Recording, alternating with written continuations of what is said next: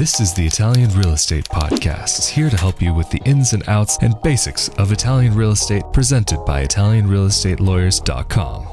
Hello and welcome back to another episode of the Italian Real Estate Podcast. I am here with Italian attorney Marco Permunian from ItalianRealEstateLawyers.com, and I am Rafael Di Furia. And today we wanted to talk about something that we have referred to before, but go a little bit more into detail today about power of attorney in Italy, how that works, and how to go about that. So Marco, let's start from the beginning. When or why would be a situation that someone would want to give power of attorney to someone else during the process of purchasing property here in Italy? The power of attorney is a way for you to give the ability to another person to act on your behalf. So there can be a variety of reasons for which you would want to give power of attorney to another person to act on your behalf.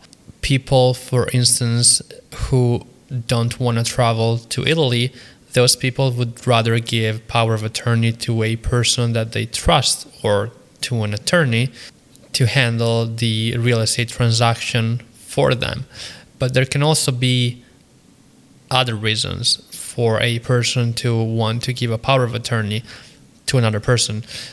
And for example, specifically talking about foreign buyers, so people who are not familiar with the Italian real estate laws or regulations, those people may want to just use another professional to carry out all of the activities involved in the purchase process for them, because it's a process that they are unfamiliar with. So in order to avoid mistakes, they may want to just give power to the power to a different person to act on their behalf. So once a person has come to the decision that they would like to give their attorney or a friend of theirs the power of attorney, what do they need to actually do and go through to be able to accomplish that?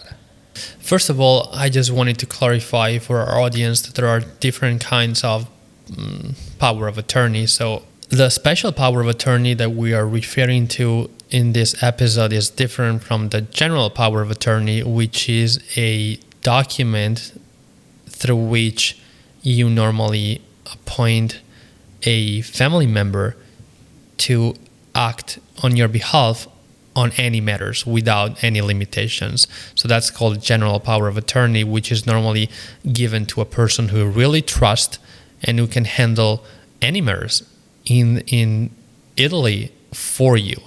And normally you give a general power of attorney to another person when you are always abroad, or for example, if you feel like you are going to be unable to handle things yourself because you are maybe getting sick, maybe you have like a disease that is progressive. So in those cases, you normally give a family member a general power of attorney. But in this episode, we are talking about the special power of attorney, which you give to handle just a very specific matter. But going back to your question, how do you give power of attorney to another person? So for real estate transactions, you can sign a power of attorney in your home country before a public notary in your home country. The public notary will be able to certify this document, and to make it legally usable in Italy, you will have to get it legalized and translated into Italian. So in order for the power of attorney to be fully effective in Italy, if it's executed in another country, you have to get it apostilled and translated into Italian. In that case, then it's fully acceptable in Italy. It's fully acceptable by an Italian public notary, which is where your attorney, in fact, will go with the power of attorney to execute contracts on your behalf. Also, just one thing that I wanted to add is that not only giving power of attorney to somebody else can be advisable when you don't feel comfortable navigating the process by yourself, but also it can be cost effective, and it can make the overall process much easier if you don't speak the language, if you don't speak Italian, because when you attend the meeting with the public notary to sign the deed of sale, everything is done in Italian. And if you don't speak Italian, we talked about the importance of the public notary in a previous episode. So we talked about how important it is to execute a contract before a public notary,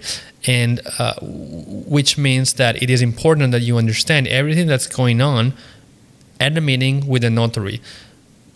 And that means that if you don't speak Italian, if you're not sufficiently fluent in Italian, the notary will obligate you to hire a translator, which can be rather expensive because the translator has, in this case, a very important role, meaning the translator has to translate everything, and we're talking about contracts, legal terms, definitions, and the notary needs to be sure that you understand, that you have a very good understanding of what's going on.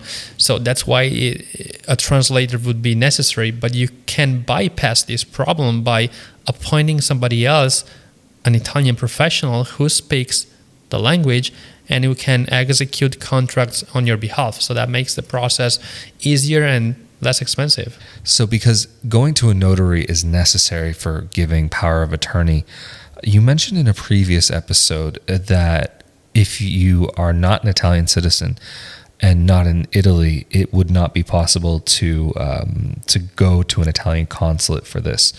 So what would be the way that you would go around that in this case, in this scenario? It used to be possible in the past to use the Italian public notary that works inside the Italian consulate abroad for everybody to sign power of attorneys. However, after a certain year, it became no longer possible for non-Italian citizens to use the Italian public notary within the Italian consulate. So right now, only if you are an Italian citizen residing abroad, you can execute a power of attorney before the Italian public notary works inside the Italian consulate. Whereas if you are not an Italian citizen, you can't use the consular services, which leaves as the only option available the option to use a public notary in your home country to get the power of attorney notarized, which, like I said before, also makes it necessary for you to get the power of attorney legalized and translated into Italian. Anyway, I think we've covered a lot of ground here again in this episode. And of course, the aim with these real estate podcasts is to keep them shorter so that a person can listen to them while they're on their coffee break or on their ride home from work. So thank you so much again, Marco, for making yourself available for answering some questions on these subjects. It is, of course, very much appreciated by many, I know for a fact. So thank you on their behalf. Of course, if you have any questions about purchasing property here in Italy, Marco and his team are available and can help you through the process. You can go to ItalianRealEstateLawyers.com. And of course, if you happen to have any other questions, you can of course leave them down below this video and we may be able to answer them in a future video. Anyway, thank you so much for joining us again. This has been Marco Permunian, and I am Rafael Di Furia. And if, of course, you would like to see more content about life in Italy for when you've purchased your property and you're here living in Italy, you can watch my videos about life in Italy as a dual citizen and as an expat in Italy. Anyway, we will see you all next time. See ya. Thank you.